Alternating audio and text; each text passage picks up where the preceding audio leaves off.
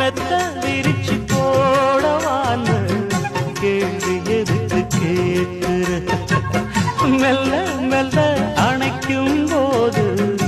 ஒதுங்கத்தானே பார்க்கிற அடிவாயந்தன்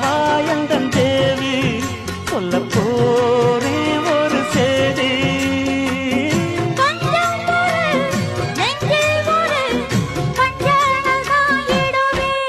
நானாத்து மேட்டு தோப்புக்குள்ள